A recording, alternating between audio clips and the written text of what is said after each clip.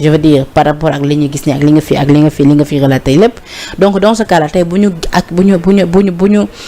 fekkee ay série de meurtres fii au Sénégal bi nga xamante ni fan yi ci boobu la ñuy gën a wax muy décès wu Aziz Dabala ak xaritam boobu di Wally bi ñu fekk seen appartement rey leen nga dégg ñu ne ci anam bu ñaaw lañ leen faatee bu ñu sukkandikoo ci détails yi nga xamante ni fës na ci autopsie bi déjà bu ñu taxawee ci cas boobu comment ça s'explique? Non, il faut chercher les causes du crime, à qui profite le crime. Avec le constat criminel, tout ce qui a été réuni dans l'enquête, l'environnement, les traçages, les bornages, les auditions et les propres constats des policiers, ils vont voir la cause de l'enquête. Si c'est financier, si c'est des questions de mœurs, c'est important. Mais tout ce qui a le crime, Aziz Dabala ak Wally boobu, mais c'est dans la perversion, dans la dégradation des mœurs, dans les délits financiers, dans tout est là-dedans. yow bi nga ko yëgee ci saa si en tant que conseiller gendarme noo ko analyser? Non, je savais que la cause c'est dans l'environnement, ñoom ngay jàpp rapidement. Et je savais que les causes et les raisons pouvaient être les raisons étaient peuvent être financières, des histoires de mœurs, des histoires de trahison. C'est comme ça que ça se passe d'habitude. Qu'est-ce qui vous a poussé à cette conclusion? C'est la relation de cause à effet entre les auteurs, la victime. Xam nga du des voyous au rendez-vous, des gens comme dañu war di agresser di wut ci portable. Du des gens pareils. Xam nga on a perdu la fermeture de la porte. La maison a été fréquentée par xam nga les agresseurs là. C'est des gens yoo xam ne c'est des délits occasionnels. Il faut nga daje ñoom ci mbedd meeg yooyu. Mais les vols à main armée en plein jour et autres, c'est rare. Et que dès que il a été tué, il a été gardé et tout ça, la maison xam nga bu doon ay sàcc yu ñëw nii duñ mën a dugg ci néeg bi ndax dañoo fëgg mu ubbil ko. Li mu fa ubbee day gis moom ñu ngi muy laaj il faut mu xam la pour ubbi moom du ubbil ko gan dañuy am ay tout ça mais boo xoolee la relation rek xam nga crime nag am na crime yoo xam ne bu amee domestiquement on prend en compte l'environnement, les proches, les personnes avec lesquelles vous avez eu un conflit. Mën nga am jabar fase ko, mën nga am sa jabar aussi femme mën nañ ko rey jëkkër ji fase ko, femme bi mën na léegi da ngay am yooy xool jëkkër ji ci suspect lay bokk noonu la enquête di demee. Tey boo fekkoon benn femme ni ñu jékki-jékki rendi ko ci néeg bi mais femme bi boo koy enquête da ngay xool nag am femme bi dafa bëggoon a divorcer facteur la buy seet femme bi est-ce que amutoon far da nga koy xool. Jëkkër ji aussi est-ce que bëggutoon marier beneen femme bëgg a débarrasser femme bi mënu ko fase yëpp da koy xool donc ça veut dire que y a une démarche on ne veut pas dire inquisitoire mais à charge comme à décharge la ñuy enquête. mais li ñuy wax ni un crime n'est jamais parfait. Ouais. Est-ce que aussi. C'est le principe de l'OCAR. Premier élément yi enquêteurs yi di am yow en tant qu'ancien gendarme mooy déjà bu ñu ñëwee sur les lieux du crime xool ni ki ni ñu ko fàttee ba muur ko déjà dañuy xam ni kon kii ko def peut-être am na regret wala boog ko jege la. Non muur bi kooku c'est le remords il peut être une personne mën na nekk aussi sax un voleur bu jaar ci fenêtre yi wala guddi mu buntam mu profito mais c'est-à-dire crime boo koy enquête doo bàyyi dara doo bàyyi ñu jege ngay njëkk a enquête doo ko wuti leneen dans le show doo bàyyi kenn même boo fekkee ay nit ci zone bi sax seul. da nga leen war a def rétention da nga leen di téye pour leen bàyyi ñu dem parce que tu as des empreintes digitales à prendre sur le terrain bu dee système bu ñu amee les moyens on a l'ADN à prendre parce que les gens qui sont battus là-bas bu ñu nàccee seen ADN nga fa boo génnoon ADN Aziz da nga génne wala yeneen ADN gars yi ko laal mais peut-être ñun ADN bi dañ ci am problème mais jàng nañ ko ñoom xam nañ protocole bi parce que y a les ADN qui étaient sur place parce que ils sont frottés ils sont battus. Da ngay gis y'a la kératine des cheveux des gens mën na dagg bu waa ji amee rasta wala muy jigéen ay karo gi mën na dagg nga am base de cheveux kératine nit ki bu ñuy wax ak yooyu di changer seen les gouttelettes de fluide et autres seen sueur yi mën na dem ay niveau yoo xam ne la chair les dermes l'épiderme bu di dakkee le sang les substances biologiques bu dee nit ki dafa jotoon toog tux sànni mégo cigarette bi mën nga ko ci jàpp bu dee dafa naan verre ci kër gi mën nga fa jàpp. S'il y a des relations sexuelles au préalable, il y a la présence de sperme et autres. Tout ça, c'est des facteurs qu'il faut générer. C'est pour ça que da ngay gis ñu def constat criminel, def prélèvement biologique, def la dactyloscopie et la dactylotechnique, def ce qu'on appelle l'ADN aussi, pour voir toutes ces substances, tout ça dañ koy seet. Et là, les enquêteurs, ils vont la lecture. Dañuy élaguer di éliminer ñenn ñi xam ne bu fekk wuñ ko bokkuñu ci. Boo demee sax police mënoon na am ñoom am nañu ADN yi sax ba xam ne kii ADN diw la soo ñëwee la am naan ndox madame vous buvez un peu. nga naan jël verre bi ñu teg ko fële dem jël ADN bi xool ADN bi fekk. yow dañ koy def. mais mën nañ ko def bay dañ lay jox ndox buvez un peu votre voix commence à nangam non naanal tuuti rek nga naan ñoom ñu jël yóbbu xam nga enquête c'est des techniques yoo xam ne dafa am protocole on l'appelle une démarche intellectuelle. On laisse rien du tout. Il y a ce que dit la scène de crime day wax. La scène de crime là yu bari da koy expliquer nga xam ko. Et pourquoi ci enquête bi day arrivé moment bu nga xam mën nañu enquêter kenn ci suspect yi ñu mu leer ne ça peut-être kii li mu leen wax convaincre mais dañ koy bàyyi mu dem. Non loolu dañ koy filer dañ koy nax dañ koy filer dañ lay filer bala nga dem ñu écouter la toppaat la xool sa environnement dem jël et puis loolu sax c'est bien pour la garde à vue parce que booy enquête nit ki amagoo ci moom élément te wóor na mi ngi ci biir yaa ngi wut ay bagages des fois xam nga ne tu as en sécurité ko du daw du dara mun nga ko bàyyi parce que da lay encombré garde à vue beeg yëpp da la ciy sonal da ngay bàyyi ni ne ko non yow madame amul problème demal toog rek bu ñu soxlaa woo la tu la mets en confiance. am na ñoo xam ne man système bi naan damay fexe ba délinquant yi ma bàyyi leen ci kii bi comment on appelle chambre de sécurité bi di leen écouter mais ils vont compléter booy bul wax dara de dégg am na ñoo xam ne beneen ñu koy xam boo leen bàyyi ñoom ñaar ci chambre de sécurité rek ñu wax ah oui ay complices ak yooyu ñu dugal di jiyante beeg wax yeeg yooyu boo leen bàyyi rek dañuy bàyyi ba 1h du matin 2h nga gis ñu commencé wax naan booy yow jógal booy xoolal affaire yi garaaw na de bul wax dara. ñii nangam. di teg seen plan. waaye de teg seen plan voilà disculper. pour coordonner leur vie fekk yaa ngi koy xam. yaa ngi déglu yaa ngi leen di seetaan yaa ngi leen di gis te duñ la gis parce que day am genre verre yoo xam ne ñoom duñ la gis nga leen di déglu et tout ça tout le monde le fait dans les pays on les voit maintenant c'est plus sophistiqué même aux États-Unis on a des puces yoo xam ne boo ko tegee ci biir chambre avec à l'absence des caméras hautes là. am na puce yoo xam ne pièce lay doon boo ko tegee ci biir yor appareil ci biti da nga leen di gis à 20 mètres 50 mètres lii yëpp maintenant les choses ont évolué. Et qu'est-ce qui explique la particularité de nos enquêteurs fii au Sénégal? Non, ils sont formés, les policiers sont formés, ils partent en stage, ils sont formés, les techniques. C'est de la criminalistique. On fait la criminalistique, madame. dañuy def criminalistique. Et puis on forme des gens en dactyloscopie, dactylotechnique. On forme des gens en biologie moléculaire. On forme des gens en balistique. La recherche des traces biologiques et autres. Le sang maintenant, il y a des produits. Même si tu nettoies le sang, on verse le produit, on verra les taches vont réapparaître. Voilà, tout ça on l'a appris. Il y a tout, on peut tout prélever, tout analyser et autres. Et je vous ai dit que les empreintes digitales, les policiers là sont trop forts. Ils prennent les empreintes digitales et les gardent. Boo ñëwee dañ lay def signalement. Xam nga dañ lay signaliser bu ñu la interpeller. Ils prennent vos empreintes. Après ils les mettent dans le database. Ils verront que tes empreintes ont été présentes là-bas. dafa am kenn ci suspect yi ku tudd Nabou Leye tey bi ñu xëyee suñu naataango yu nekk ci journal L'As nee nañu il aurait été cité à tort ba sax ñu ne mënees naa dem ci ab bàyyi ndëgëndiku. waaw mën na dem bu cité à tort dara juge bi da koy xam dès le début de l'enquête. Et pourquoi par exemple su fekkee ni loolu c'est avéré pourquoi ñu xam ni kii peut-être. Non pas du tout loolu am na yoo xam ne doo ko mën a xam parce que le délai de garde bi day mat ñeenti fan des fois bu amee ñeenti fan il faut ratisser large après le juge nag va les interroger au fur et à mesure et au fond xam ne kii bokk ci dafa ci posé wu ci benn acte. Il y a la déclaration il y a les constats policiers yi il y a les déclarations des parties et puis des témoins et tout le monde.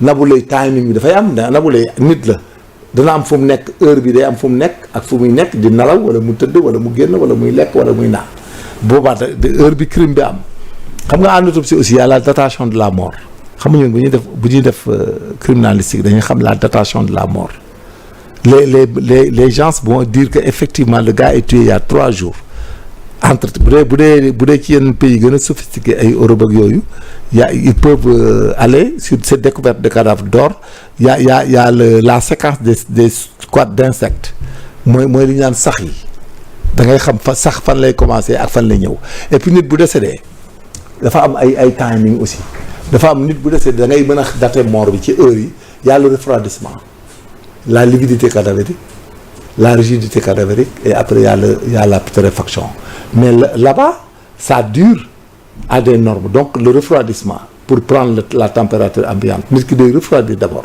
le sang est chaud le sang il est chaud dans l'organisme gisoo xar sa boo ko rey dugal sa loxo da ngay sànni ne tàng na voilà et le sang est chaud nit bu décédé le sang chaud day refroidir parce que le sang ne circule plus maintenant le sang selon l'appui bu tëddee ci gannaaw tout le sang du corps va aller en bas sur les parties d'appui quoi qui appuient sur le sol bu dee ku xonq la sax da ngay gis mu verte ci suuf da ngay gis sang bi dem ci suuf verte on l'appelle de la lividité cadavérique mais c'est précédé par le refroidissement du corps après il y a les lividités cadavériques après il y a la rigidité cadavérique et après il y a ce qu'on appelle la putréfaction maintenant loolu da lay permettre que même nit ki bu ñu ko sànnee feneen bu ñu ko reyee fenn nëbb ko fa 30 minutes 1 heure de temps 2 heures 4 heures de temps des fois bu ñu ko sànnee feneen da nga koy xam ci lividité cadavérique yi da ngay gis ne partie bi mu appuyé ak lividité yi da ngay gis ne kii ça a été un cadavre bougé cadavre dañ ko bougé.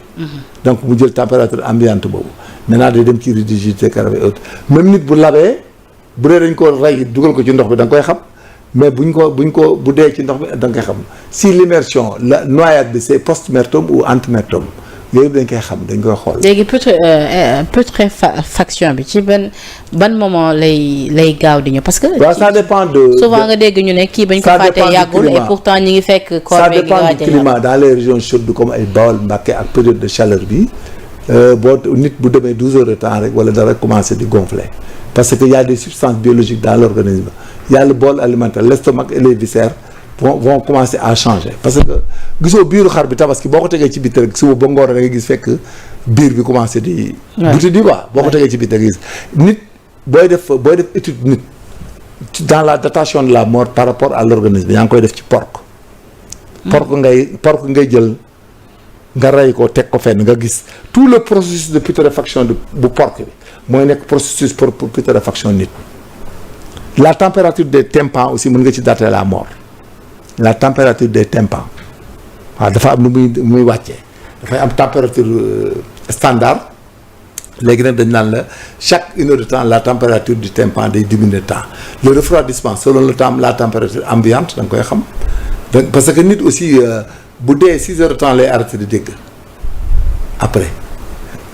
moo tax c'est le cerveau qui moom mooy mujjee dee ci nit parce que day emmagasiner deret ji day mel ni batterie buy chargé moo tax olof naan la moo tax.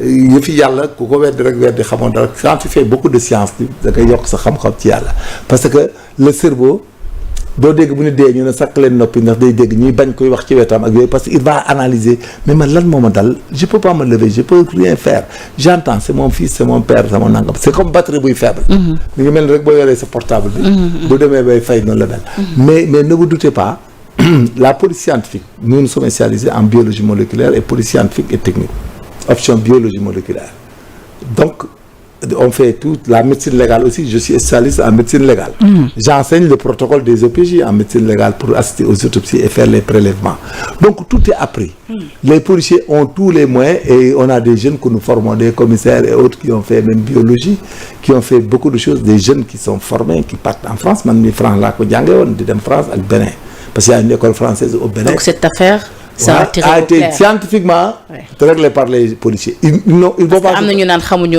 ba tey heure exacte bi mu des. non certainement non xam nañu environ ban jour la même les médecins légistes là dana wax ne l'état de putréfaction date environ de tel da koy mën. le médecin da koy mën. mais ñun bu ñu ñëwee dañuy prélever rek les données parce que ñun on a trouvé le corps en état de putréfaction on te l'amène à l'autopsie maintenant yaay xool l'état de putréfaction ça doit dater de tel jour à telle heure au vu que c'était dans une chambre si la chambre était climatisée par exemple du demee noonu mën na bañ du nëb noonu parce que mën ngaa gis benn waaye bu deewoon ci oto vers dafa am crise cardiaque le véhicule était climatisé rek bi ko affaire bi jamee mu wàcc tali bi mais dem toog clim bi ko ni ba la daan demee vers 11 heures lañ ko gis mais il n'a aucun problème parce que il était dans une température ambiante qui n'était pas hostile quoi donc loolu la mais actuellement peut-être au Sénégal on a appris ça mais on n'a pas les moyens de l'exercer et de le faire mais on a tout le protocole les substances que nous prélevons on les met dans des vacuotuneurs EDTA imbibé d'acide diaminotétraacétique boo xam ne du nëb mooy li ñuy def ci prise de sang yi on a ça on a les enveloppes Kraft on sait ce qu'on doit mettre là-dedans on a tout on sait et on a tout appris on sait comment on le conserve à tant de degrés dans un frigo on sait le protocole qu'il faut mettre 2 expéditions pour l'expertise et la contre-expertise. mais ci cas bi bu ñu demee ba dossier bi ñu confier ko tey jii au juge d'instruction juge bi moom ñan lay liggéey. day def commission rogatoire ci yu bari pour mener ces enquêtes. waaw day ko ne enquête am et il envoie des commissions rogatoires. avec qui il va travailler. les OPJ et des experts biologistes et tout ce qu'il veut s'il a les téléphonies il va faire des commissions rogatoires là où il veut et comment il veut moom lañ daan tuddee délégation judiciaire le juge d'instruction s'il veut des informations il donne des commissions rogatoires. Anciennement appelé comme délégation judiciaire et les choses comme tous les experts agissent les numéros de téléphone viennent les déclarations des gens sont vérifiées da koy vérifier waat Sonatel, Tigo, Expresso, et on fait les diagrammes, ils demandent l'analyse par des spécialistes, des autres. Dans ce cas-là, moom en fonction de li muy yore moom mooy décider. kan ci présumé ñoom la war a relaxer ou pas. waaw da koy xam day xam ku nekk sa degré de participation. Il saura les auteurs, les co-auteurs et les complices. Mais en crime, on dit affiliés et assimilés. D'accord. On les appelle des assimilés et des... Il aura tout. L'affaire là sera élucidée. Chacun... ça sera un scénario boo xam ne film bi ça va aller da nga dégg ku ne bi ñu ñëwee c'est ça que j'ai fait damaa ñëw song ko ubbi bunt bi ñu waxtaanee nangam ma ne ko sama xaalis bi wala nangam ci laa génn paaka far mu téye paaka bi dagg daal di bëgg a jël tournevis di expliquer quoi jam bëgg ma jam man fa laa jéem a xeex ak moom tournevis bi rot ma jam ko day wax rek dañu mujj di wax parce que dañ koy confondre ne ko non yow yaa yoroon paaka ñi yoruñ paaka kii bi muy ñëw këram nangam na jóge kii wax lii kii wax lii parce que finalement ils seront confondus que ñoom seen bopp kenn du ci échapper maintenant leur intérêt c'est de dire la vérité surtout ñi nga xam ne ils n'ont pas un degré de participation volontaire c'est-à-dire waaye daf leen nax bañ ñëw fekkee di jéem a àtte mais mënuñu àtte mais afale ànd ak ñoom daw xam nga kooku il n'est pas complice autre il est témoin vraiment accidentel parce que damaa ñëw fekke affaire bi may leen jéem a àtte sax la waaye jam ko man ma tiit dawaale. Bon, donc là-bas, on dira non dénonciation d'un crime, un délit, et puis les juges vont voir comment le sanctionner. Mais le but de l'instruction, c'est d'élucider l'affaire, ba xam ce qui s'est passé avant, pendant et après, et de connaître les auteurs et les mobiles du coupable. D'accord. De déterminer les auteurs et les mobiles du coupable. D'accord. Léegi tuuti mooy signal que ne waxtu bi jeex na wante et le rôle tey jii bi le ministre de l'intérieur war a am ci ñeel li nga xam mooy di suñu kaaraange ci meew réew ak it li nga xamante ni moom moo di le général ñenn ñi fan yi di poser wu ay questions à savoir est-ce que réellement ñoom maanaam sécurité bi faw nañu ko bàyyi woon est-ce que loolu ba tey mu ngi ci réew Sénégal. Non, sécurité bi am na. wala ça n'a rien à voir. policier ngi def patrouille. Il escorte les agressions, les vols. Changement yi am ni tamit changement yi c'est un phénomène domestique bu ñu jaaxal même ñun ñëpp la jaaxal actuellement. Le niveau de perversion là et de cruauté dans la banlieue, dans les zones là, ça commence à nous étonner. Il faut dire la banlieue même.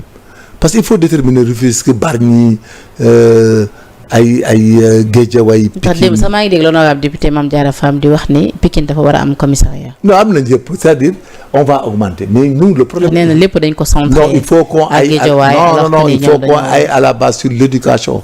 Un pays aussi il fallait s'attendre à ça réew moo xam ne nit ñi léegi talatuñ jàng talatuñ dara fecc ñi nekk ci drogue bi dans les larcins les petites tâches portable yi dugg génn agressé fii yey sama porte boo demee Colobane da ngay gis li ma lay wax les prémices de violence boo demee Colobane da ngay gis waa ji jël portable bi topp waa ji violemment foqar ci portable bi kii ne booy fii fële nangam ñu ngi régler tout le temps ils sont tout le temps dans des conflits parce que ils ont des conflits communautaires de survie xam nga c'est pas la même chose que xale bi jàng nekk ingénieur nekk saala wala nekk médecin nekk ingénieur nekk nangam ceux qui n'ont fait aucune formation professionnelle ils n'ont rien appris mais ils n'ont pas de frein moral ils ont un réflexe médulaire et cela les amène à l'agressivité xam nga am naa temps di ko tàppa l'agressivité c'est un réflexe de préservation et de conservation gis nga muus bu yoree doom boo koy jege da lay attaquer bala nga koy attaquer ñoom noonu la ñu mel il attaque tout pour survivre donc loolu il faut qu'on retourne à la base voir les problèmes l'échec de l'éducation au Sénégal qu'est-ce qui a démoralisé la nouvelle jeunesse pourquoi cette jeunesse là elle est insolente elle est vulgaire elle est insolente ainsi de suite quelle a été la cause de la déperdition la dégradation des mœurs à un niveau jamais égalé imagine léegi c'est les femmes qui cherchent les hommes ne cherchent plus les femmes loolu yëpp dañ koy étude lay doon qu'est-ce qui pousse les gens à aller dans les mœurs affectées vous parlez de ñaari tour mais combien de ñaari tour ñoo am Sénégal léegi